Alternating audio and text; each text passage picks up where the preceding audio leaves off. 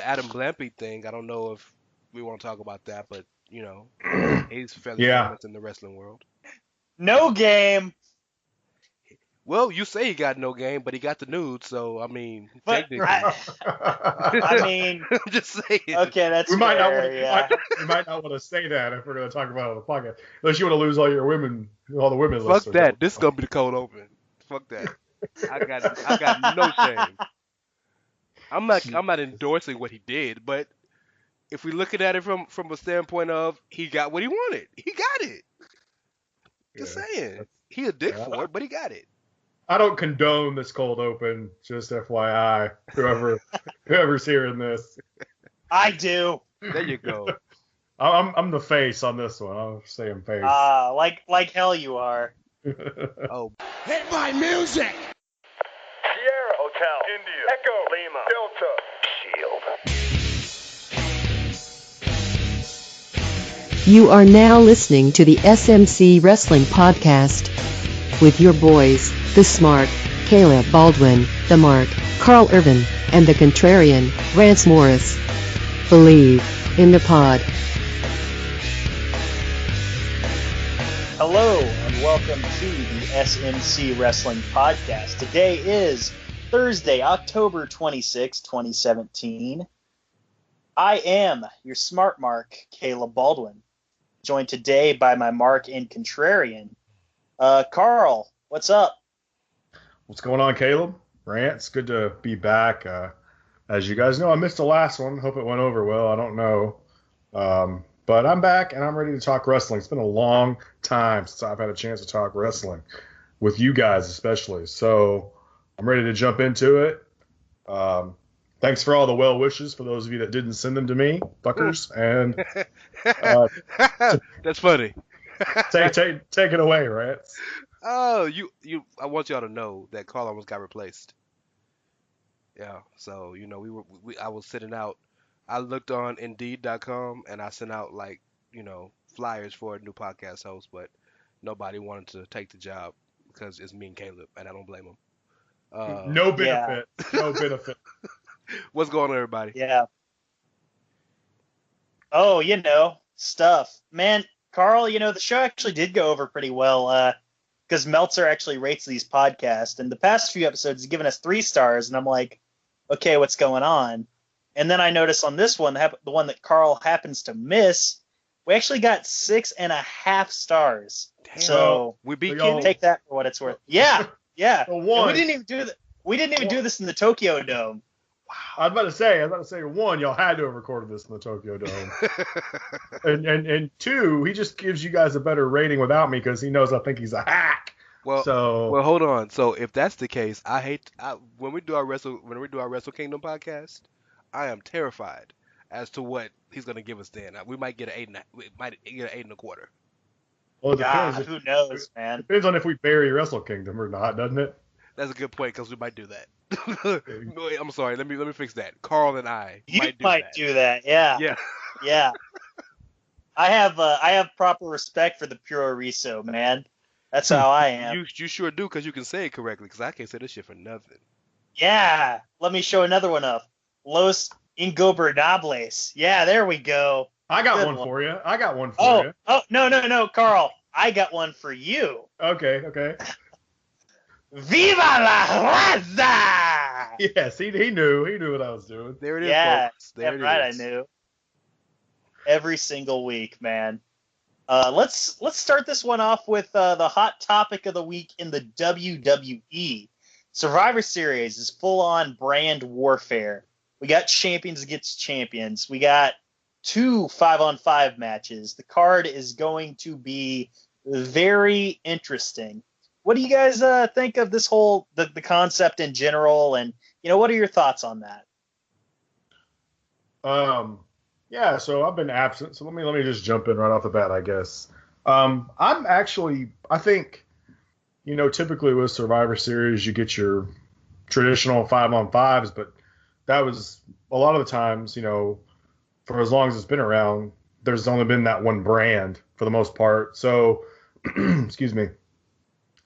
So you don't have to you just find your guys and you go, but now with the brand split the way it is, the logical choice to me is always brand warfare for Survivor Series. You know what I mean? It's one of the four shows. You know you're going to get your four big shows. You know you're going to get your mixture of both brands. So the brand warfare is the obvious way to go. There's a lot you can do with it. Like for this year seems to be the theme of champion versus champion, as well as the women's 5-on-5, the men's 5-on-5. So I think all those things are good. I think an added element to this whole idea is Kurt Angle versus Shane McMahon. And the beautiful part about this is, and having seen the invasion that happened on Raw this last Monday, the beautiful thing about that is Angle and Shane have history, and so it just so happens to kind of, in a way, it writes itself. They act like they're buddy. Maybe Shane's still holding back grudge from getting thrown through that glass pane 3 different times. You know what I'm saying? Like, I mean, this is kind of things like there's a history, so it really makes it matter. I think not only for the general manager Kurt Angle, Commissioner Shane McMahon, but it makes it matter. And the good thing is they gave guys that don't normally get a lot of time on SmackDown and Raw, I guess, mostly SmackDown this time, depending on how Raw retaliates, opportunities to kind of, we don't see you very often. You know what I mean? I mean, like, I get it, like the Hype Bros, for instance, are a good example. Like, they're not just on TV, dominating TV time. And so, when you see Ryder and Mojo out there kind of handing out beatdowns, it's good to see those guys. Zack Ryder not getting his dick grabbed and all that good stuff. Oh, but she grabbed the hell out of that dick too. Yeah, she did. She did. And when you're the champ, they let you. So you may as well. Exactly. So I like it. I think the concept is cool. I think it'd be fun. I mean, it's not the first time they've done it, obviously. I'm really most interested in the teams that they put together and how those teams are going to mesh, especially on that Raw side. I'm interested to see with the health of certain superstars and things like that, what they're going to do and how they're going to keep everyone, because the whole idea is we got to be a united front. Well, if you look at what happened at the last pay-per-view, 4 or 5 of the guys you would think would be a good united front didn't really work out that well. So, it's hard to say what they're going to do. So I think that adds an extra layer to it. I'll leave it there. Rance, if you or Caleb wants to jump in. Rance, go ahead. Okay. I got a whole bunch of random thoughts, but before I start, I need to say this, and this is very important. I saw a lot of people, especially in our Facebook group, the Wrestling Squared Circle, that's the Social Suplex Facebook group, saying that none of this made any sense.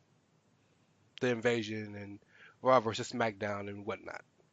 Well, let me retort by saying this. Just because you don't like or respect the brand split doesn't mean WWE doesn't like or respect the brand split. So while we as fans might think, oh, it don't matter, ain't that big a deal, it's not important, or it's stupid, that's cool. But WWE is the company running the brand split. So when they have a situation where they do something like this, it's because they try to have some integrity with their brand split. I think it's genius that they allowed, quote unquote, allowed AJ to fill in, allowed AJ to stay, and AJ was kind of the guy to open the door for everybody to get there, right? Like, that's a really, really nice, subtle piece of storytelling, in my opinion. So, and I can understand, the one argument I do understand is, well, a lot of these guys don't get along, but they're working together, namely Ziggler and Bobby Roode. And Ziggler quelled that himself. He said, just because I'm doing something with him doesn't mean that we're friends. It means that we have one common goal, right? And Correct. For all we know, and they've always had this sense of brand supremacy as long as the brand spread's been along, since it's from the very first one, right? They've always kind of had it. And especially with the new brand split since they've done it, other than Brock and Randy, there really has been no mixing the brands. Really hasn't been. Right. Um, they've really kind of kept the integrity of it. But so yeah, I needed to say that because just because we don't might not give it the respect that WWE gives it doesn't mean that they're wrong. Like they really have integrity for the brand split. Henceforth, why SmackDown would jump Raw to get the upper hand. Everybody knows Raw's the flagship. Everybody knows everybody hurt on Raw or sick, right? Joe's gone. Um, Strowman's hurt. Roman and Bray are sick. Um, you know, Finn got Don't his forget ass about whooped. Bo Dallas. Come on. I'm sorry. Yes, Bo. I'm a believer. Bo's hurt, even though he doesn't make a difference. Uh, Finn got his ass whooped, so it makes sense he wouldn't be around or might be in the trainer's room. Miz, Hallelujah. Miz, hater ass. Miz is the type of character who, after a beatdown, might leave the show, right? So Right. everything was realistic. It was absolutely realistic. You have to allow yourself to be in uh, a wrestling mindset and take off the mark glasses and look at it from what they're presenting you, and it made sense. Now, as far as the random stuff I want to talk about, first and foremost, Shinsuke Nakamura looks like a jobber right now. Why was he there? Why was he there?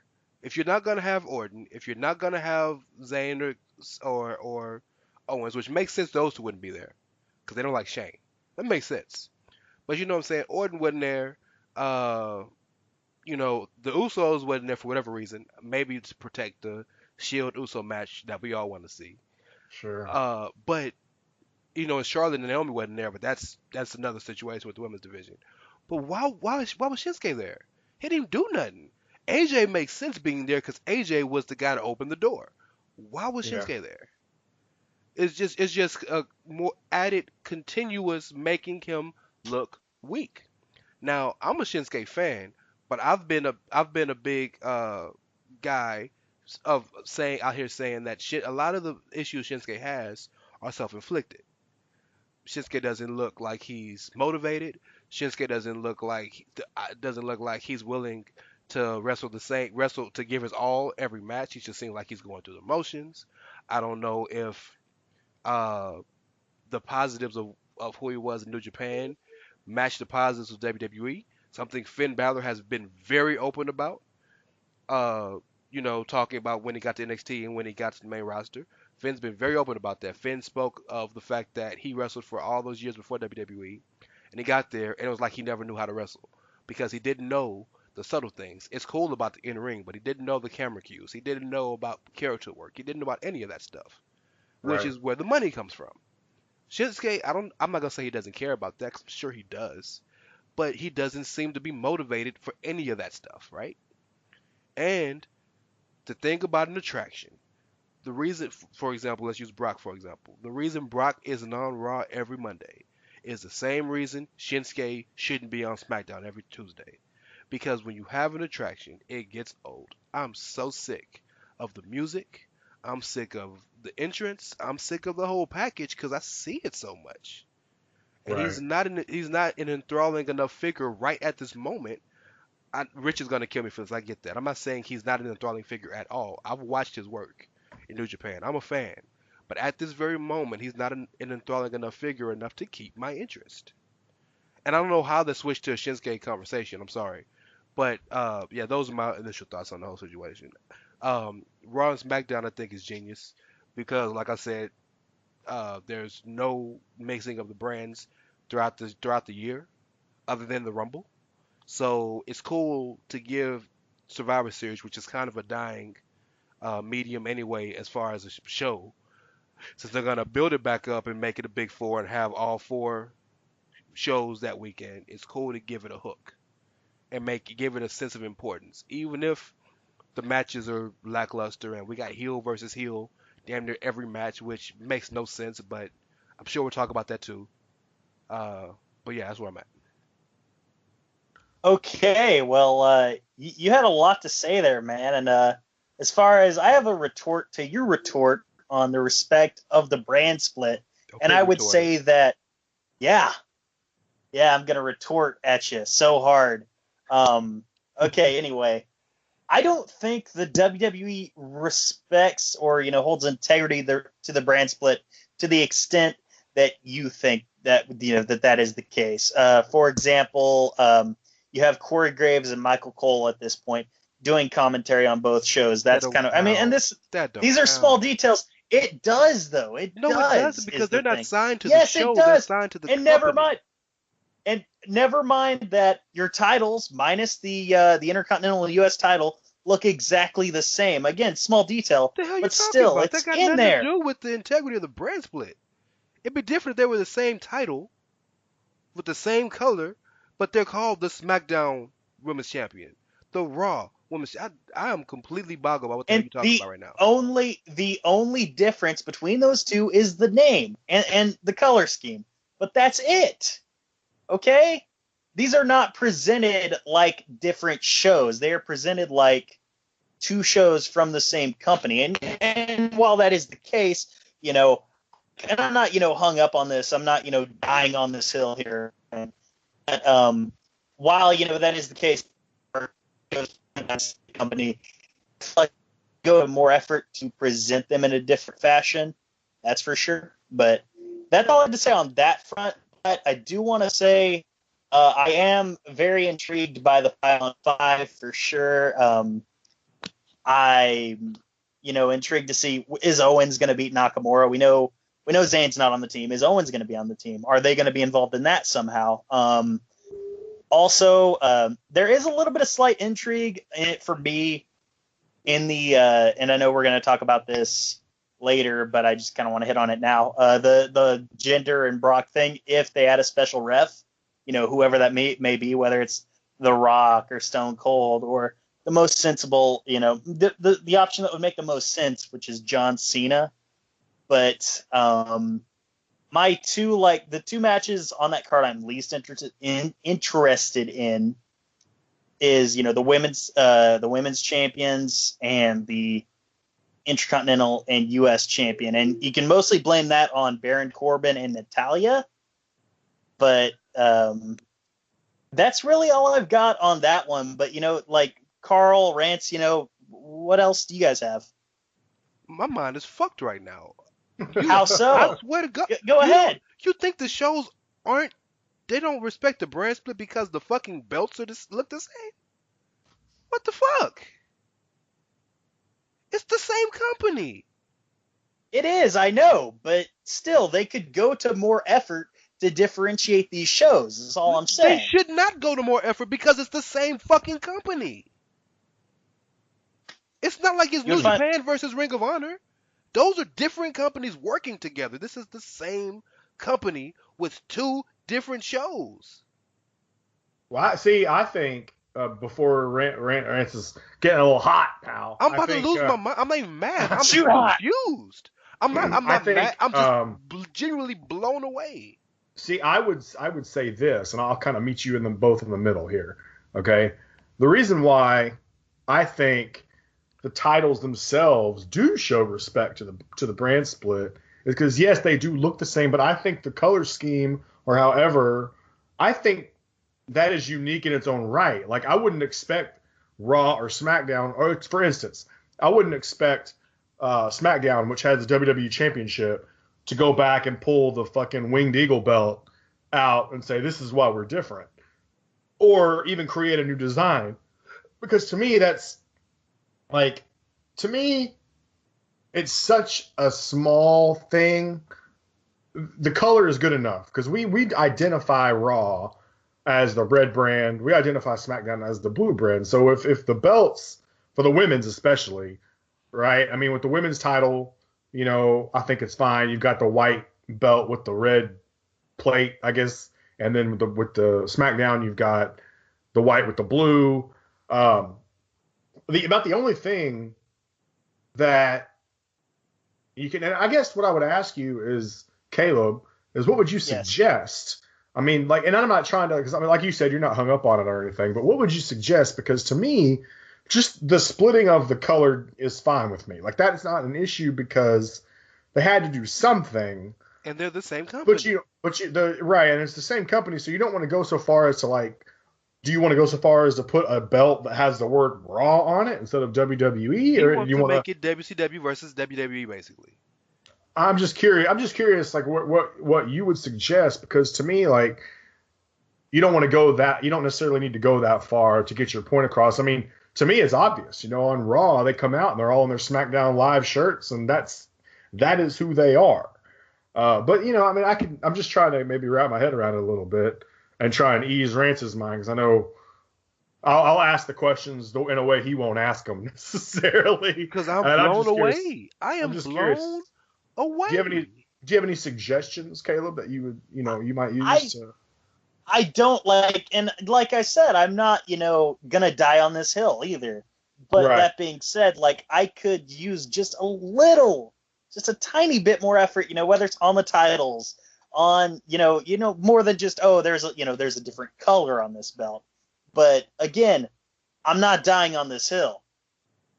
It's just a minor nitpick. That's all. So Right. so Trust me, so Rance, I am not going to march to Titan Towers and be like, "Oh God damn it, man, change your belts up, rabble." I'm just blown away. Like I got you and I'm with you and I mean I feel you. I'm blown away. I got you. But I mean, for a dude that's watched wrestling as much as you have, as long as you have, you know the WWE is all about branding, right? So the reason everything looks the same with a different hue is because they're not branding Raw versus SmackDown, they're branding the company. All the belts look the same for a reason because if you go buy a replica belt, they all look the same except for, oh, well, I want to have Alexa Bliss's belt, so I'm gonna have the white with the blue. I'm sorry, the white with the red. I want to have Naomi's belt, so I'm gonna have the white with the blue. But they all still, it's a WWE belt. They bring out the big gold Hmm. belt, you don't know it's a WWE belt.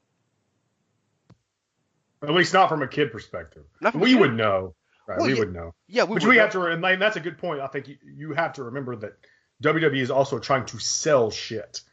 So at the end of the day, they gotta have their name all over it. And so that's a good point. I think, that's why I think you see certain wrestlers, like Naomi's a good example. Even though I wasn't a fan of that light bright belt, it's a good example because it's another way for them to make money and give distinction to a specific wrestler or title. So that's a good point because at the end of the day, if they say, okay, we're not going to do the universal title the way they did it, they're going to do just to bring back the big gold belt, right? Well, one, they did the universal title to show that it is the most important belt, in my opinion. Sure. And so if they brought back the big gold belt, you're still going to see the WWE title as the main title, and it's Raw, it's the flagship show, so they wanted to have the big belt. It was all like a one-upsmanship kind of thing. And Absolutely. on top of that, so if you bring back the big gold belt, just for instance, and I'm not saying, Caleb, that's what you're suggesting, but I'm saying if that's what they were to do, the younger fans are going to be like, what the hell is that? Mhm. And I mean, I know, like, you got to remember, we're all older fans, and some of us, we collect stuff. We might buy shirts. Caleb, I know you buy the pop vinyls, right? And that's Yes. cool and everything. But, like, the kids are the ones buying, for the most part. I'm not saying it's 100%, okay? So don't get me wrong. The kids are the ones buying the toy belts and the Yeah. action figures Yeah. and things like that. So there needs to be a distinction. But we got to think of it from a different perspective. And we always think of it from our age group, our glasses, our demographic, the way we see it. But we do have to kind of look at it from a different angle. You know what I And mean? yeah, and the whole Universal title situation. You know how when it was Raw and SmackDown the first time and they had it was always the way you split it was you always had a world champ and a champ of the company. Well, Right. for them trying to update it for 2017 and they've been calling their fan base the WWE Universe. Now they have a Yeah. fan of the company and a fan of the universe. Right. Not of the galaxy like Brian tries to say, but of the WWE Universe. Just like they have an IC champion, so a champion of the rest of the world, they have a champion of the United States. Right. The distinctions are there. So, yeah, for the record, if you're listening, I wasn't mad. I was just really, I was lost. I've never been, I've He, never been that confused in this podcast since we started. I was, He's he, heated he was AF. mad. I He was was shooting confused. mad. I was confused as hell. He was getting his pitchfork and axe ready to march to Northeast Oklahoma and find me, Well, that's the take care of the problem. problem. That's Wow. the problem. I wouldn't find you. Exactly. Yeah, it's a little blip on the radar. Wow, we were going to talk about brand warfare, and we spent the majority of it talking about, I fucking hate Shinsuke Nakamura, and hey, those belts could look better. So, That's Well, how we hey. do on the Oh, SMC man. podcast. Yes.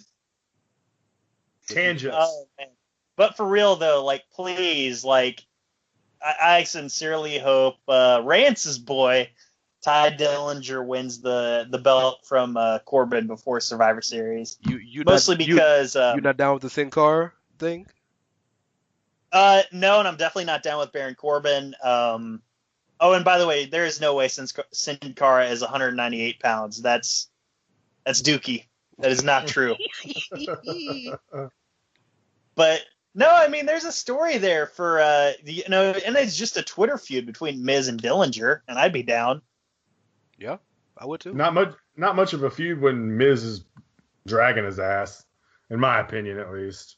But Dillinger got his shots in there, but it's like shit I would say when I was like 12. Well, it's me. If you listen to the Fuck You Mean podcast between me and Rich, it's the argument. It's the old Jay-Z Nas argument. Who is it about facts or is it about what you said that sounded good? Right. Miz came with facts. Yeah. I'm a I said facts shit guy. that sounded good. Yeah. I'm a Wait, facts wait. guy. Carl, are you saying that you're a fax man? Bupe bupe.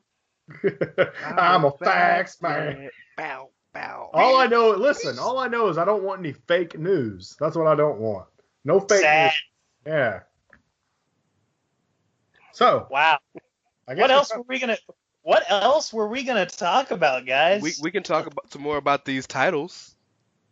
I think we got our shots in on those. I think the man. listeners have already closed the podcast, so we're freestyling now. Yeah. Whatever the hell we want. Yeah. I'll tell you what was wrong with the Ford administration. Oh my god! No, I'm kidding. Oh my god! Okay, that was funny to me just now. That was really funny. That means I popped you. Good. Man, you want to talk about some warfare? Let's talk about the Independents versus WWE, as Jack Swagger would put it. Oh, And now I want to start this off by saying, me, a fairly decent supporter of the independent wrestling scene. Me, Oklahoman. You would think, okay, this guy's all in on what Jack Swagger had to say. No, that is not the case. I would love to agree with him on this one, but he was completely wrong. I mean, WWE, they book these shows months in advance. And as far as, talent rating goes, I'm not one to white knight for $1 billion corporation, but that's just part of business. You want to sign these guys to your company to improve your roster. So as far as the Jack Swagger thing has to go on this front, that's really all I have to say about that. I don't have much else to add, to be honest. Well, just a little context for those of you who aren't 100% sure. What he's referring to is Jack Swagger talking about how, WWE likes to piggyback off of what indie shows are doing. So they might be in like the same area as when like a Ring of Honor or Evolve or whatever is in a certain town putting on a big show. And so while that is true that they are in the same spots, I think Caleb pretty much hit it. I mean, WWE books the shows way ahead of time. And even if they didn't, let's just say they were doing what Jack is saying they're doing. Okay? Can we just talk about the fact that there's this one weekend every year, this one week, it's called WrestleMania? Oh my goodness. And yeah, I don't know if you guys have heard of it, but it is pretty much the be all end all when it comes to a wrestling weekend. Wait. I'm sorry, Carl. Is WrestleMania, is that like WWE's version of Bound for Glory, or what's the deal there? Right, yeah. No, it's WWE's version of Triple Mania. Okay, there we go. There we go. Yeah. So what I'm saying is, let me ask you guys what happens every time WrestleMania weekend pops up, right? Does every single independent promotion on planet Earth, it seems like, come down there and do outside type stuff in the same town or right outside of the town? C. Of course they Except do. TNA, yeah. And well, of course, you know why I'm they just do it? saying. They do it because they're smart, okay? Because that is not a dumb thing to do, all right? It is a smart business decision. So you know that all the people are going to be down there. You take your ass down there and find a small venue, sell tickets for a decent price, and get people watching. And that is fine. I have no problem with that. And because I have no problem with that, I don't think it's fair to criticize WWE if they do it. WWE is not a monopoly. Okay, they're not pricing everyone out of wrestling. Okay, you can get your wrestling anywhere. So it's not like the electric company. You know what I mean? Like, it's just not. So this to me is not even a problem. I think it's perfectly fine that they do this. And we even on the topic we have when we were discussing it, we were talking about the shirts too. Hold on. Before we get to the shirts. Go ahead. Before we Yeah. get to the shirts. So Caleb brought up the Jack Swagger ain't even promo. The Jack Twitter Swagger video. Yeah, whatever. He's nobody. But Oh! yeah, he's nobody. Right. Until he decides to wear tights or a singlet when he wrestles, he's nobody. Anyway, Like Kevin Owens, huh? at least Kevin Owens looks like he looks competent. Looks like it fits the package. I don't know what the hell Jack Swagger's doing. But the more recent example of the situation is Cody Rhodes and Marty Scurll and the Bucks. And I think Hangman Page was back there somewhere, the bastard, talking about trying to sell tickets for their San Antonio show on the 17th of November, which, if you guys are doing your dates, is the Friday before Survivor Series weekend. Absolutely. Now, full disclosure, the way NXT tickets are done, like when they go on the road, they're not done a big amount of time ahead. They're done maybe a month or two ahead of time. So it's probably factual that Ring of Honor has San Antonio first. That's probably factual. But Houston has been the home for Survivor Series. That we've known about this for over a year. Literally over a year. They've known that Survivor Series was going to be in Houston all 4 days, Saturday, Sunday, Monday, and Tuesday. And the history of what WWE has done is, since they're running an NXT Takeover on Saturday, they'll do the surrounding cities Thursday and Friday. What is surrounding of Houston? Austin and San Antonio. Okay? Mhm. So, with that being said, I just wanted to point out that even though this situation might actually be one of those where WWE got a second, it's not that they chose to do it to go to combat Ring of Honor. They chose to do it because it fell within their business scheme, right? Yeah. And then that's Sure. it's just a fact, and so it's when people try to say this, incendiary things about WWE, especially a guy who was very happily making his living there for 8-9 years, like Cody Runnels. It really annoys the hell out of me, man, because like I get you're playing a character, but don't be a dick about it. Well, we're using the shoot names, brother. Well, he doesn't Oh, own yeah. roads. He doesn't own roads, so I either call him Cody or call him by his real name. He doesn't own roads. As much as that may bother you guys, it's a fact. He I don't doesn't give a own the shit. name. I'm talking to the listeners. Yeah, well, I just wanted to say, for Caleb's point, I think pretty much. I mean, I'm not trying to white knight for WWE because I mean it's not like they need my, they don't need me protesting for them. But bottom line is, I don't have a problem with either the Indies or the WWE doing this because once again, this is business, boys and girls, and that's just the way it is. And the independent scene is they all say they're doing just fine without WWE, so this should not be a problem, right? San I Antonio, mean, that's what we hear. San Antonio It's- has over it's- 1 million people in the city. You telling me that not enough people can go to both shows? Sure. Yeah, exactly. Yeah. Yeah, We really, did it. We went to both when we were in San Antonio. All three of us. We went on to the an same we day. did correct. We on went the to an same Evolve day. show Yeah. the same day as the NXT Takeover. So, I mean, And both were packed. yes, Sold they were. out. Yes. Sold Yes, out. they were. Like no places to sit sold out. Nope. Nope. I don't have a problem with piggybacking either on either end, whether it's, a million different companies, flying to New Orleans in April to make money off of Mania, or vice versa. NXT running a show in San Antonio same day as Ring of Honor. And truthfully, I don't know that Ring of Honor is all that worried. I mean, They don't care. No, yeah, well, here's the I thing, don't. guys.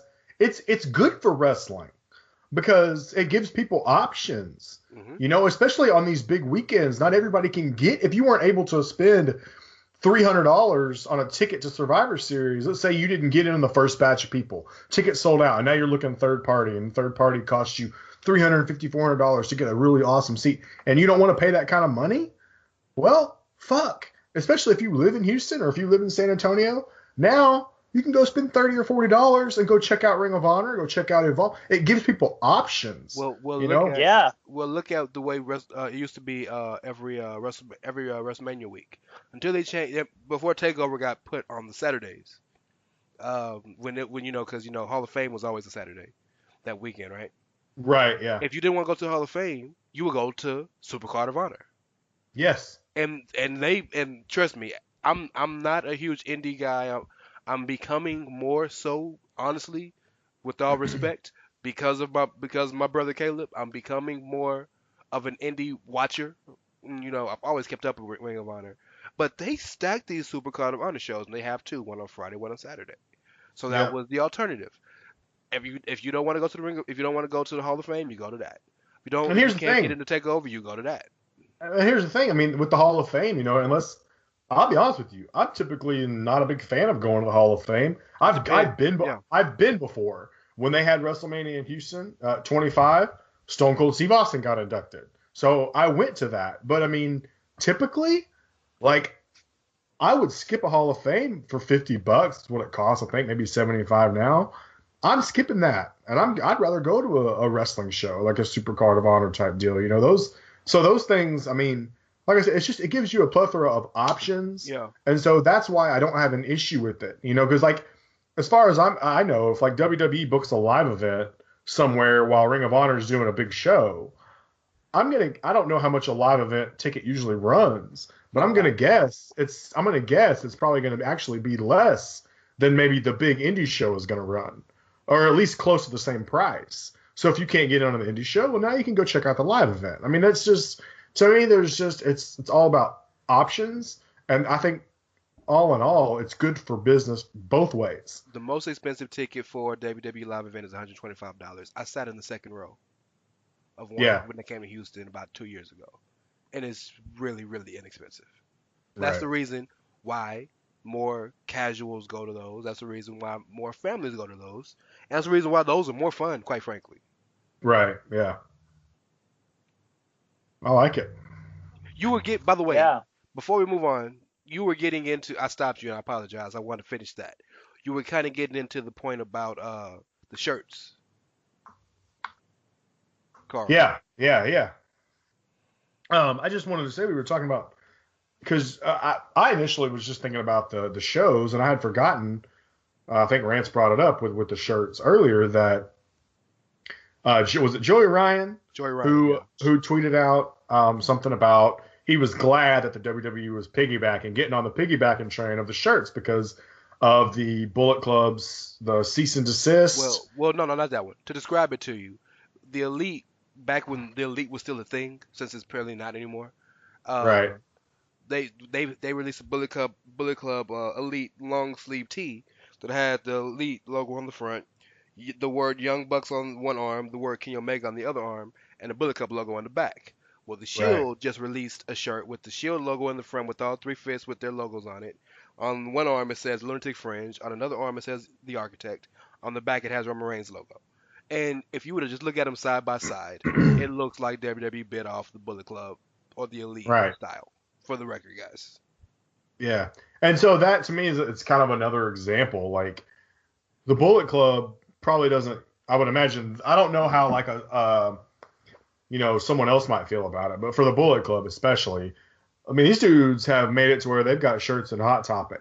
Yeah. They're not. I don't think they particularly are worried about WWE piggybacking off of something like this, if indeed that's what's happened. And I would say there's probably some what's the word, creative license that may have been, some liberties that may have been taken in designing that shirt.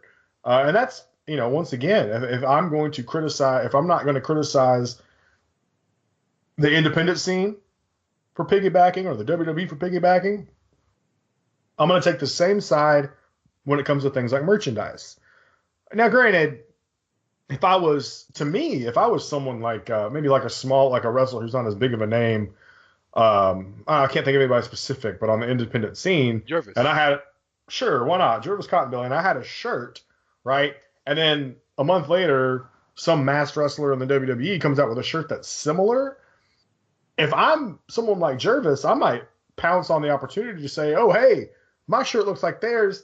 I am, they're using my ideas. I'm not getting mad about it. I'm hoping it draws more attention to my merchandise. Absolutely. Using it as an avenue to draw attention to my stuff. Absolutely. So that's, if you're smart about it, if you just go in there and start acting butthurt about it, that's on you.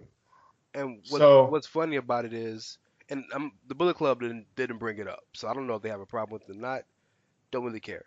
But it would be funny for them to have a problem with that when the entire premise of the Bullet Club is a parody. Sure. I'd love for him to send a cease and desist. That'd be outstanding. Okay, I can't front. That would be funny. Yeah. That would be nice, yeah. Man, but between the two, like, I kind of like the Shield. I like Ambrose. I like Rollins. I'm Roman neutral.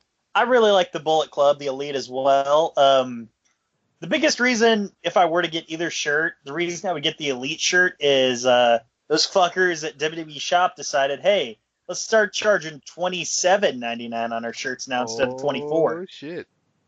Ugh. Some of them, yeah. Actually, I went out. I picked up when they do. I usually wait to buy shirts when they do the buy one get one for $1. Yep. And so I went ahead and I wanted that Halloween Havoc shirt so bad because even though it's not the original Halloween Havoc logo, that was my favorite pay-per-view as a WCW fan. And so when they put that retro shirt out, it was $27. I was pissed, by the way, but I went ahead and got it because it was an opportunity for me to get the other shirt that I've been wanting for a while, which was the shirt for the bar, because usually every damn shirt on WWE Shop is black. And yes. I just get tired of buying 1,000 black shirts. I've got so many black shirts. And this one's got a silver, it's more silverish. So yeah. I was happy to get something that I've been wanting that wasn't a damn black shirt. So anyways, that's off topic. By the way, can I add some context to something real quick before we move on? Yeah, go ahead. We recorded a podcast that never came out with the homeboy, the young boy, Josh Smith. What's happening, bro? And my brother from another mother, James Thomas. It never came out for whatever reason, not important. But that was the podcast where the week where they got the cease and desist. Where we talked about that. We had a very, very long, very spirited conversation about that. But one thing I want to add is, so many people. I guess it's human nature to always stick up for the little guy, and the WWE is the big dog. No pun intended. Right, in the business. Sure. So we tend to always think, well, they don't need this, or they can deal without this, or this, that, and the other, right? So, of course, a lot of people were upset with WWE sending the cease and desist. I wasn't, of course, because it's business. But here's why they did that. Carl and Caleb have just alluded to the point that these guys have a national merchandise deal with Hot Topic. Right? They're trying to get into more stores now. You know what I'm saying? And whether or not you like Hot Topic is a very well-selling t-shirt store, right? So for something that is WWE's intellectual property, or is intellectual property that WWE started, created, and used, and they're making money off that. This isn't just I'm selling my shirts off a table at a show anymore. This is legitimate money that you're profiting off of. That's mine, Yep. which is why they did it. You know what I'm saying? Had they just been selling the Too Sweet shirts or all that stuff, just at merch tables, you know what I'm saying? Nobody would have cared. But when you start to make a legitimate business venture that is directly not necessarily threatening mine, but making money off something I made, for example, and the analogy I use with Rich, I'm using you again, sorry, bro, is Rich just released a CD on SoundCloud called Family Life Music, right, Caleb? That's what it's called, Family Life Music, or whatever it is. If I released the album with literally the exact same songs, same lyrics, everything's exact same with my words on it, but I changed the name of the CD. You know what I'm saying? He would Yeah. sue me because I'm infringing upon his intellectual property. So, And if anything, the cease and desist was one of the best things that happened to him because they ended up turning around and making a shirt out of that, and and it's now the they're best making seller. more money Even off that. It's their best better, selling shirt. even even better, like you mentioned the Hot Topic deal, that particular shirt is going to Hot Topic in Yes. December. Absolutely. Yeah, it And sure it's gonna kill. is. And it's gonna kill. And you know what? So both sides win. Right? Not to That's why I'm mention, still not. And don't get me wrong, I'm not the long con kind of guy here. But God, doesn't it sometimes just the way these things work out? Doesn't it just feel like it's all one big work? I love thinking that. No. Like, it's just like, you know what I mean? No, I would disagree with you if Finn and AJ didn't make a big deal to Too Sweet at the end of their match. Right? That Yeah. maybe, and then it'd be one thing they did it, but the camera zoomed in perfectly, and I then know. then their Twitter made it their actual signature picture. Like it really looks like it's there. Everybody's in on it. I can't front. It wouldn't surprise me, to be honest with you. But only Vince Russo could write something like that. Shout out to my Carl, Vince Russo lover, Tim Rose. here. Anyways, Yeah, Gosh. all right, move on. had to get it out there. By the way, just had to let y'all know, break it down for y'all. Yeah. Maybe Carl will stop being so woke. Real quick, Doubt it. let's talk about yeah, it's fair. Let's talk about Jeff Jarrett real quick. So Jeff Jarrett blitzed out of his mind at an indie show in Canada. Later that weekend, Anthem says they're done with GFW. They're done with Jeff Jarrett. That's all. They're done. They're Impact. That's it. And it broke this afternoon that WWE is going to foot the bill for Jeff Jarrett's rehab. So it's not all bad news. Jeff Jarrett's going to go out there. Hopefully he'll get clean, get sobered up, get himself taken care of because, you can say what you want about him as a promoter, as a wrestler, whatever you want to say about him, but he's a human being. And, first things first, he's got to take care of the addiction problem for sure. And, kudos to WWE for taking care of that. Another one of those, I don't have a lot to add, but I might, have a response for one of you two after you guys say what you have to say. Well, I just want to say this real quick. That Tim Hortons is a motherfucker. I'm done. That's terrible. I want to say this. I'm not gonna go far here on shitting on Jeff Jarrett. I've let my thoughts be known on previous podcasts how I feel about Jeff Jarrett, the promoter.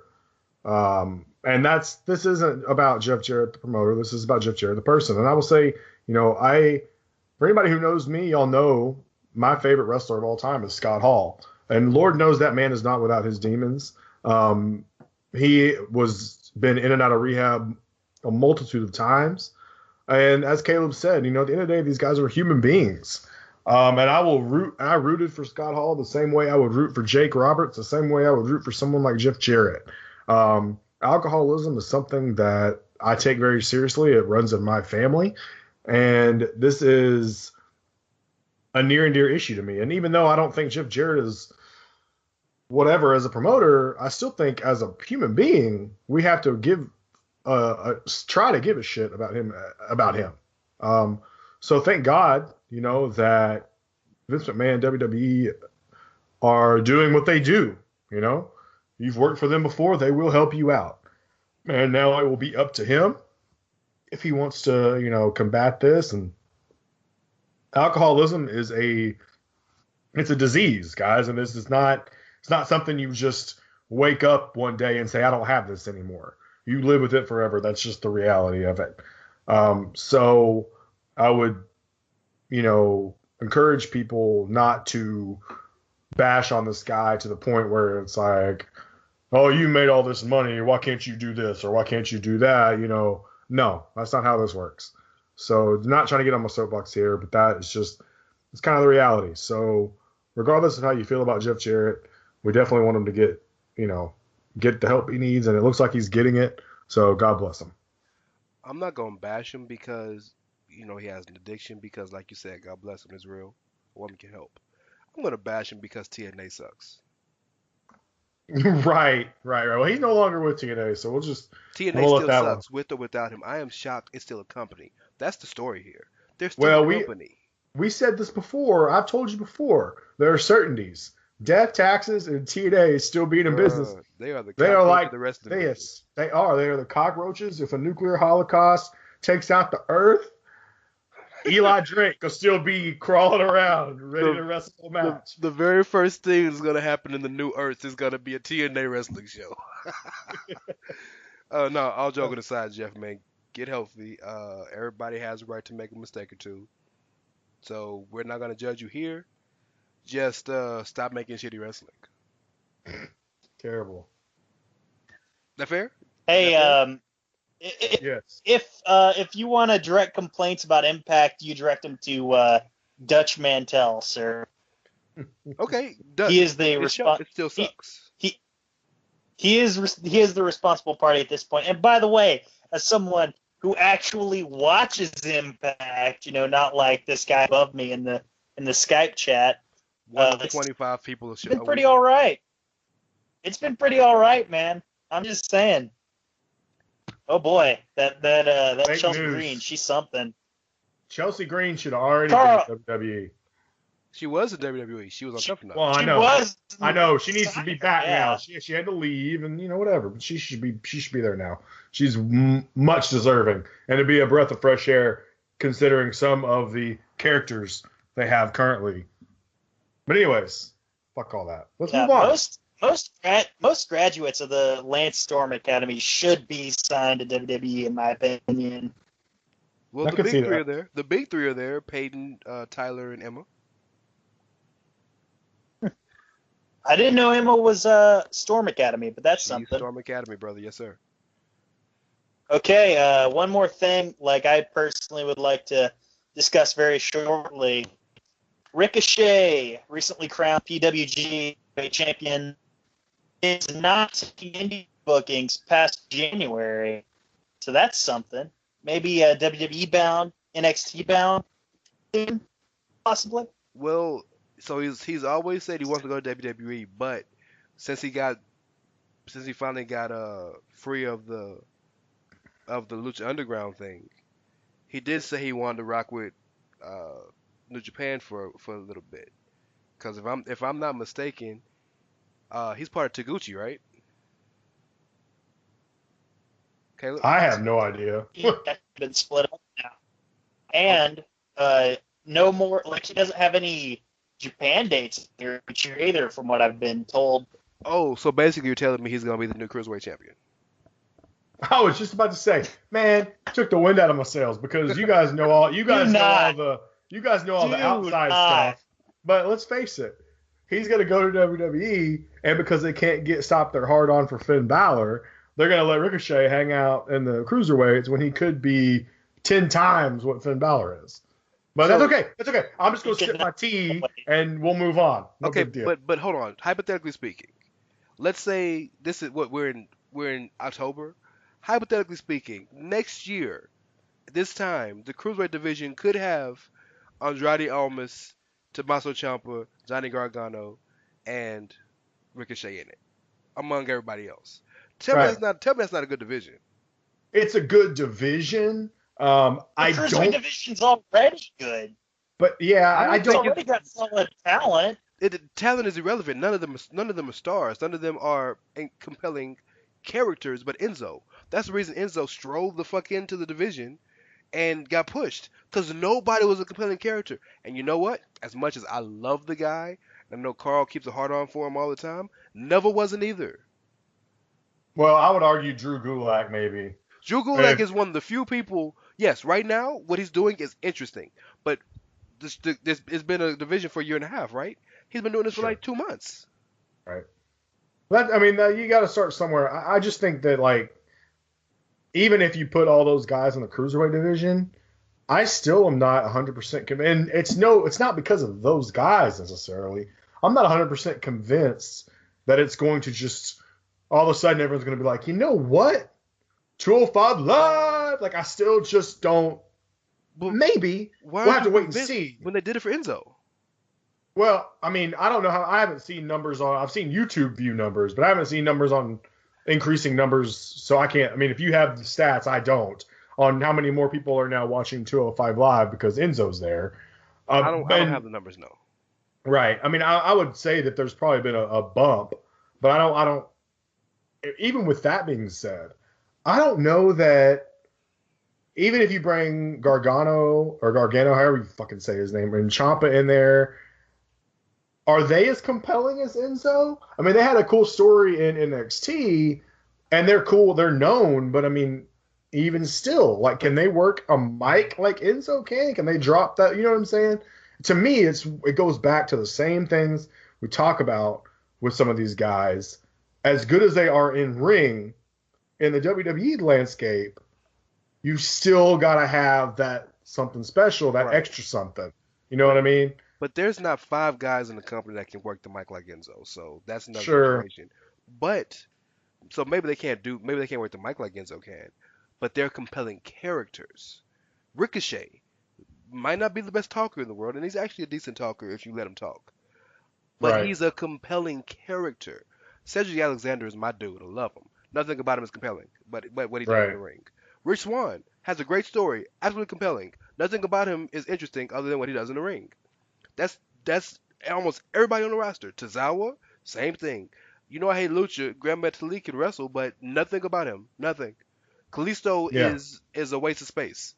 You know, Brian Kendrick and Gallagher, Jesus Christ, he's a waste. dude. He's a waste of space. He is. Kendrick and Swan, not Swan. Kendrick and Gallagher. Gallagher. Tony Nese is built like a Greek god. Nothing else. They have no characters. Drew Gulak just made something out of nothing, and God bless that man because he has working his ass off to make it work. Yeah. But that's it. And Enzo. Well, yeah. Well, I mean, that's what I'm saying, though. I mean, to me, it's one of those things. If WWE sees a character in you outside of Enzo, because one, Enzo cannot hang in terms of like with the big boys. You know what I'm saying? You can't throw Enzo out there every week after you've already presented him as someone who can't wrestle to begin with. You can't throw him out there with guys like The Miz or Finn Balor You can? or anybody. You can? I mean, you can if you want They to be did it a with punching Santino. bag. They did it with Right. Santino. Sure. Yeah, but Santino had his one moment? Like that Santino had one multiple moment. moments. He had multiple moments. Okay, well, he had He's a 2-time IC champ. He's a 1-time Right. US champ. He almost won the Royal Rumble. He almost won the Elimination Chamber. Like, he's had multiple moments, dog. Right. But Santino I feel like Santino could maybe wrestle a little bit. I don't feel like that with Enzo at all. No, you're Now, right. Santino's actually can stupid wrestle. 'cause You're correct. Santino had the Cobra, which was a dumbass move. Because it was a we're gimmick. we're getting off that. But what I'm saying, what I'm just trying to, the point I'm trying to make is, if WWE sees a character opportunity, if Ricochet is the compelling character they see him as, he'll be where he won't go to the cruiserweight division. They'll use him the way they use Finn Balor. Finn Balor is a cruiserweight, but because he has a character, which i.e. paints himself up to look like fucking Not Venom too much. or Not whatever. too much, bro. Not too much on Finn, bro. We've But- been good. We've been good I this know. entire podcast. I know, and that's all I'm gonna say. But if they see a character there, I feel like they wouldn't put him in the cruiserweight division, You're right. because I feel like the cruiserweight division is where non-characters go, and I feel like the guys who have characters are the ones who would probably like to not be in the cruiserweight division, i.e. Drew Gulak. You know what I mean? So I don't know. You know what? I kind of agree with you there. So Caleb, you're my resident indie guy. Is Leo Rush destined Okay. to be in the cruiserweight division? Oh my God, I hope not. See, I sure hope not, but no, I hold could on. definitely. Has he see figured that out where the hard happening. camera is yet? hold on. I understand why you said that, and I don't even really disagree with why you said that. I really don't. But that thought process is what I hate. Oh my God, I hate, if you would, the cruiserweight division is a demotion, and I hate that because it's not. And I think somebody should. I respect the fuck out of Enzo because somebody, whether you're demoted there, whether it's whatever it is, even Neville to an extent, what he did for 9 months, somebody needs to go over there and say, I'm gonna take this. I'm gonna take this as a challenge, and I'm gonna make this division the fucking best division in the company. And I hate that thought process that we as fans, because I have it too. I'm not. This isn't on you, Caleb. I got the same thought process. Oh, well, I hate the division. Oh man, I hope he doesn't go there because man, that shouldn't be the case. We should be excited to watch anything, any of it, right? You watch TNA, and we make fun of you about it all the time, but you love it, right? Wrestling should be good regardless, so we should never say, "Oh man, I hope they don't go to that division because they're not going to be utilized." Well, fuck, no, they should be. So I want someone to change that because they Yeah. get time. They get time. Watch 205 Live. I dare you to. They've had 205. They've had 2 out of 3 falls matches. They've had street fights, numerous. They've had falls. They are having stories over there. They're really getting time. Somebody needs to change that. And Enzo's right now has taken the ball that Neville started. Neville got, if we're looking at a football field, Neville got from the end zone to the 40. Enzo then got it across midfield. Somebody need to take it to the end zone. Drew Gulak. Maybe so. Yes, It Drew needs to be. Gulak, It needs to be a future phase. cruiserweight champion. I'm telling you, if Gargano debuts and wins the title at, say, the Rumble, or say he wins the title at WrestleMania, whatever. But if Gargano and Ciampa have their feud that they're going to have eventually for the cruiserweight title, that's going to be the Sean Brett of that division. I'm telling you, people will watch that because those two are compelling as fuck. Could be. Time will tell. Have you right? seen Ciampa's stuff in Ring of Honor as the Psycho Killer? I haven't. No. Go watch it. Don't tell me how to live my life, pal. Oh, I apologize. So I'm not your pal, buddy. I think that's we spent more time on Ricochet than I thought we were going to. Not even so much about Ricochet as it just kind of branched out a little bit into cruiserweight, into all those vanilla midgets over there. Well, that's the beauty of our God. podcast. For all you listeners out there, that's the beauty of our podcast. We try to come up with topics that are interesting and branch off into other topics and give you guys quality. And we gave y'all quality. We can still talk about Shinsuke and the title some more if y'all want. No, we're good. You sure? Yeah. We're good. We did have one question in particular. It's from one John Edward, a niece of mine. He asked, which was the bigger upset, the Nets over the Cavs or Jinder over Randy Orton? Jinder over Randy Orton because regular season don't matter. What was the other match? I'm sorry, I didn't even hear it. The Nets beating the Cavs Jinder last night or Jinder versus Randy Orton? Jesus Christ. Okay, Jinder over Randy because there's 82 games in an NBA regular season, and as Rance has alluded to, they don't fucking matter. We already know who's going to get there. The Cavs will be fine. Doesn't matter. So, yeah, Jinder over Randy. I would agree for sure. So we're gonna take this back. Whoa! Go ahead. Real quick, I just want to touch on this since we talked about Jinder. Y'all heard that the possible special referee might be Rock, Austin, or Cena, right? Yes. Yeah. Does I that haven't make heard. you care? Does that make you care now? Well, I hadn't heard Rock and Austin. I had just heard Cena. So Rock and Austin is new to me, but I'll believe it. That's fine. I cared about the match already because I gotta know what they're gonna do here, And now, if you say, okay, we're throwing in a special ref, it feels like an equalizer, Okay. a little bit for gender. Not like the Singh brothers are not an equalizer to help beat Brock Lesnar. I'm sorry. Like even if Brock Lesnar got distracted the same way Randy Orton did by the Singh brothers, and Brock killed the Singh brothers, Brock's kicking out of a kalash or whatever. You know what I mean? Hmm. But if you have a special referee, now we're talking differently. Bruh, So I don't if know. I Brock don't. I loses don't to one Colossus, I swear to God, the internet's gonna lose its mind. Oh yeah. I mean, I would pop. I'm not gonna lie, but what I'm saying is, yes, I think it will. I don't think the people who already hate gender or the people who already hate Brock or hate this whole idea, I don't think it's gonna bring any intrigue for them. I really don't. But I think the people who might have been on the fence, or people like you and me, Rance, who like gender. I'm not a big Brock Lesnar fan. I like gender more than I like Brock at this Yeah, point, yeah. at this stage. But I think for us, I think it does bring a little added value. I think for older fans who just love The Rock and love Stone Cold and love to live in the Attitude Era, I think that yes, I think it'll bring some added appeal. And Caleb, I'm interested to hear what you say about that. Well, you're interested to hear what I have to say, but I'm not really interested in the matchup, even with the aspect of a potential special ref. That is my unfiltered thought on this one. I figured you would No say that. spin That's zone why over I here. asked. Yeah. So the basically, regardless if there's a ref or not, it's not changing your opinion, right? Even if the ref is Sami Zayn.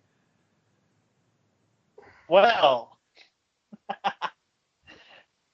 maybe. Only if Sammy comes out and does the ska dancing right in their faces. Bruh. Yes, the battle ska. Who doesn't Asshole love battle ska? asshole Sammy is the best Sammy out, bruh. I just want you No to say that. doubt, no Yes, doubt.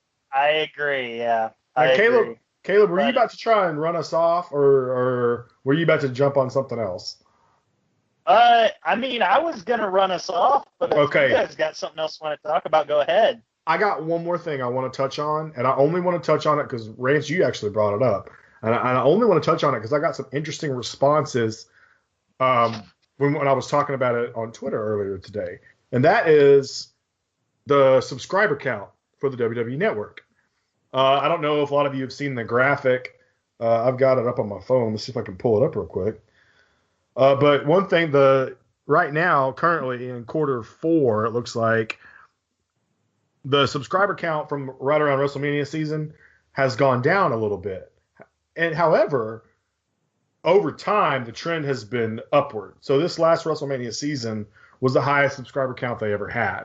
And it started to dip back down. And I think if you look at this graphic that I have, at least, since the network has started, you see a huge jump around WrestleMania and then a little bit of a dip afterwards, which I think is normal. And it brought me, when I was talking on Twitter about it, it got us, of course, into the whole, has the India effect done anything? And it's really interesting. If I go through some of this, a lot of people are saying, okay, well, the Jinder Mahal thing has had no effect on India, them going into that market, what have you. And I got some responses here from the same guy. If you guys know Stephen Bell, he's got a podcast on LOP. So, I mean, It's called the Late Shift, people. Yeah. right. Listen to Yeah. I mean, a lot of people listen to Late Shift. So I listen to what Stephen has to say because he's an intelligent guy. But anyways, as he was kind of going through this, he basically was talking about, someone had said that the expansion of the Indian market hasn't changed anything. And Stephen had said it's a long play. Millions of people in India just got TV for the first time. Millions more don't even have it. Yeah. I mean, and so like basically, as I went through this, just some of the interesting things he had to say. Because I asked him, I was like, do you think it's going to overall have a change? And he said, they're gaining a foothold into a fresh market. It's the best way to get yourself in there. The results won't be seen this year or the next, but 10 years from now, India most likely is going to be one of their biggest markets in terms of consumers. And the way he said it was, gender is an asset for them to point towards when making the TV distribution deals. See, we have Indian representation. And I think, to me, those are interesting. It's not necessarily so much that gender is doing it, as much as it's just saying we're pointing to someone we have representing our market. And that was, like you said, it's a long game play here. You're not going to see immediate results. When people implement strategies, business strategies for their companies, a lot of times it's a long play. And I hadn't thought about that in my own head, and I think it makes a lot of sense. And I think another thing that you're noticing, people are saying, "Oh well, subscribers have gone down, pal." Well, if you look at the graphic, subscribers always go down around this time of year, and they'll pop back up. They'll get a pop, but overall, the subscribers that more subscribers, it's retention, right? Mm-hmm. So subscribers they may come in droves and then drop a little bit, but most of those guys that sign up stay, and then a few leave, and then it gradually works itself up if you're looking at like from a graph perspective, So I just thought that was kind of interesting. Maybe everybody else thinks it's boring. I don't know. I just thought that was kind of an interesting thing to talk about. If anybody had any thoughts on it, if not, it's fine. Well, I'm glad you brought that up because I want to use that to make one more point. So many people, our brother Caleb included, laughed at WWE because, of course, the gender push was met with a lot of resistance from a lot of people, understandably so. But everybody said, well, the only reason they be pushed is because of India. And then turns out that the subs in India aren't very high. In fact, there was a report, again, I don't know if it's reputable or not, but it said they were losing subs in India. And that people were, well, it's not even working. Well, we have to look at facts. They signed, a few months ago, WWE signed a deal with whatever the major TV market is in India to kind of have like a BBC in England where they get all their shit free. So they get the pay-per-views already. Right. So the network isn't important right now today for the Indian market because if they want to get their pay-per-views today, they don't have to get it. As they build their subscriber base and they build their fan base in that market, and more fans start to really, really love and want to watch WWE, and they're gonna want to see the shows. They're going to see the the you know what I'm talking about, the UK tournament and the Mae Young Classic and stuff like that. And they're gonna want to see the old stuff.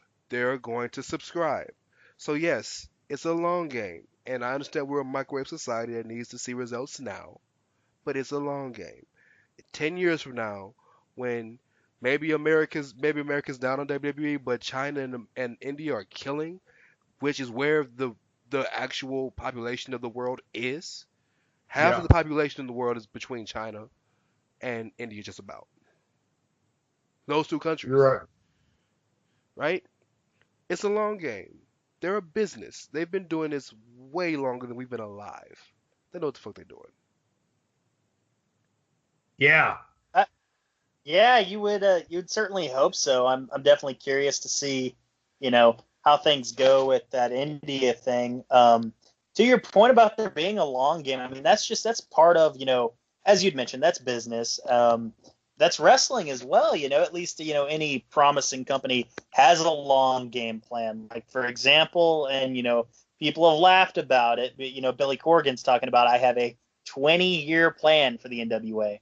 And personally, and I'm just going to get on my soapbox here for a second, I hope that thing succeeds like no other. I hope the NWA succeeds. Quite frankly, I hope Ring of Honor succeeds. I hope Impact succeeds because, we don't really have like a close number 2 to the WWE here in the States. The closest we have is Ring of Honor, and that is a mighty gap. Yeah. And then, I mean, you could say New Japan's the second, but they're based in Japan. Right. And while, yes, they are expanding here in the States, they're still there Japan-based. But, no, I'm interested to see how things go. I can't, predict one way or another how that expansion is going to go. I'm definitely curious, though, for sure. So, yeah, I just wanted to touch on that briefly. I know might be kind of boring because it's numbers, and not everybody's a numbers nerd like I am, but I just thought it was kind of an interesting point. Shout out to Steven if you're listening. Just thought I'd throw that out there. Listen to The Late Shift if you get a chance, guys, on Lords of Pain. That's all I got. Absolutely, yeah. Carl. Hey, Carl. Yes, sir. Hey, where can we reach you at on Twitter, brother? Oh, you can find me trolling. You can find me tweeting. You can find me dishing out my fire takes at KERVINSMC. I'm there daily. Follow me. Hit the follow button. I usually follow back. If you're a wrestling fan and you want to follow her, you need a follower, you follow me, I'll follow you. You scratch my back, I'll scratch yours. I'm always looking for new people to talk about wrestling with. I love to argue, and I love to put myself over. So that's where you can find me. Yeah, another question. Do you write anything about wrestling on any websites in particular? Well, I'm not the most consistent guy in the world. As a matter of fact, I need to get on it. But yes, I am. I do write on the main page of lordsofpain.net. The column is called The King's Corner. I go by King Curvin on there. So yeah, check it out. I try and write as much as I can.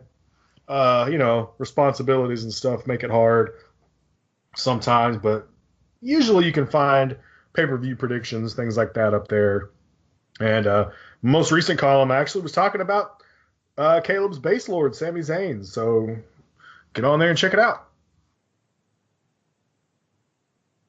Rance, where can we find you? What do you have to plug, sir?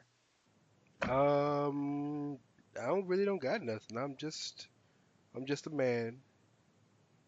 But no, you can find me at It's Ray Cash, REY as in Mysterio, CASH as in dollars.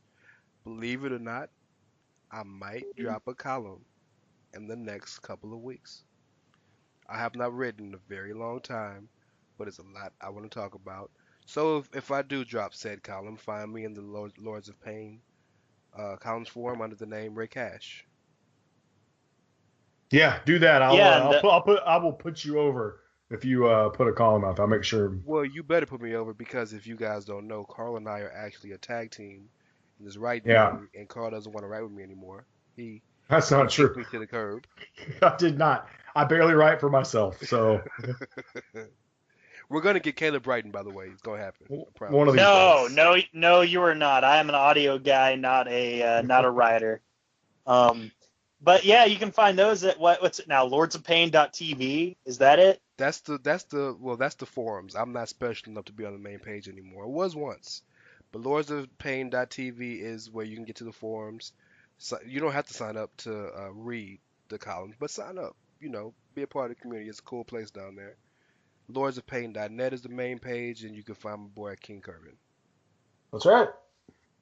Nailed it. Absolutely. Yeah, hell yeah. You guys, for those of you interested, you can follow me on Twitter at SMC_CalB. Guys, I just about forgot my own Twitter handle. You can follow our big brother One Nation Radio at One Nation Radio. You can follow our host, socialsuplex.com, socialsuplex.com at socialsuplex. They got the website as well. At the SMC podcast, that's the podcast itself. Please, if you are on an Android, download us through whatever app you use. We prefer that you use Podbean, but beggars are not going to be choosers. If you do have an iPhone, please rate, review, and subscribe us on iTunes, and you can find us at Social Suplex Podcast Network, and you will also find One Nation Radio on there as well as a special episode we did about a month ago. Rance did with Rich called "Fuck You Mean?" ? There will be more of those, by the way. Yes, there will eventually. We're working on that now. Real quick, I want to throw one more thing out there. I am. You guys have already done it, and I am going to hop on a podcast tomorrow. Not sure how quick he puts them out, but I will be hopping on the podcast tomorrow with our boy Tim Rose on Twitter at Tim Rose Tweeting.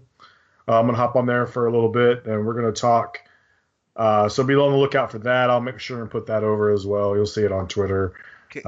Caleb's two versions of that said podcast are currently out now. Yes. I listen to them on SoundCloud. It's called the Unsanitary Pod Sauce. I listen to it on SoundCloud. There we go. It's on iTunes. It's on all the other stuff, but I listen to it on SoundCloud. Okay, cool. Just want to throw that out there, so you get more curving soon, and that's who doesn't want more curving? Or as Tim calls you, Kevin. Yeah, he did. Yeah. He called you Kevin. Yeah. Yeah, we're gonna have to have a talk when I talk to him tomorrow. So. For sure, man. Yeah, again, that's Unsanitary Pod Sauce. We ran through all the plugs already. For those of you that decided to stick with us, even though we talked about how Shinsuke Nakamura is terrible and how the title belts look dumb, and we talked about Ricochet, but we more so talked about the Cruiserweight division. We thank you guys for listening, and God bless you, and have a good night.